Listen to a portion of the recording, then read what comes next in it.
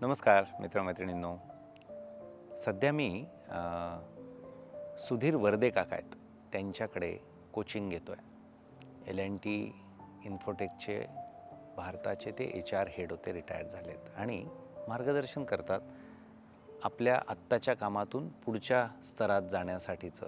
खूप मोठ्या मोठ्या कंपन्यांच्या प्रमुखांना करतात आणि मला ते काहीतरी योगदान द्यावं सामाजिक संस्थेत आपल्या, म्हणून ते मला मार्गदर्शन करतायत.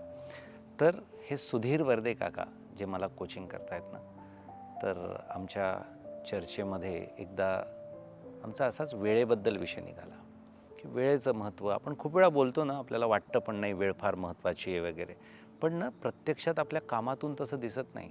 आपण नंतर विसरून जातो, आपण नंतर त्याबद्दल काहीच करत नाही, कृती करत नाही. तर त्याची जाणीव होण्यासाठी काय करायचं, तर त्यांनी मला एक गोष्ट सांगितली.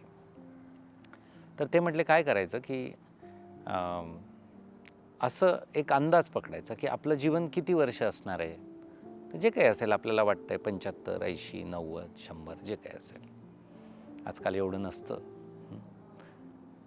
पण जे काही तुम्ही 75 वर्ष पकडलेत, 80 वर्ष पकडलेत, तर आजपासून तिथपर्यंत किती आठवडे बाकी आहेत असा विचार करायचा. एका वर्षात 52 आठवडे असतात आणि किती आठवडे बाकी आहे. समजा तुमचे 20, 25, 30 वर्ष बाकी आहे, तर लक्षात येतं 1,500-2,000 हजार आठवडे बाकी आहेत. आणि मग विचार येतो की इतकेच आठवडे आपल्या हातात शिल्लक आहेत.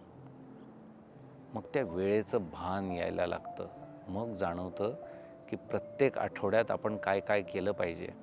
मग आपल्याला काय करायचं आहे त्याची लिस्ट तयार करता येते की खरंच माझ्या आयुष्यात मला काय काय करायचं आहे, माझ्या करिअरमध्ये, माझ्या व्यक्तिगत याच्यासाठी, माझ्या परिवारासाठी, समाजासाठी, सगळ्यांसाठी. आणि मग त्या ब्लॉक्समध्ये टाकता येतं की कोणत्या आठवड्यात किती किती वेळ शिल्लक आहेत माझ्यासाठी. तर खूप असं लगेच भान येतं वेळेचं महत्त्व आणि मग जीवनाचं महत्त्व समजतं. तर आत्ता त्यांच्याबरोबर अशा गप्पांमधून खूप साऱ्या गोष्टी शिकायला मिळत आहेत. तुम्ही पण हे करून बघा, खूप उपयोग होतो. थँक्यू.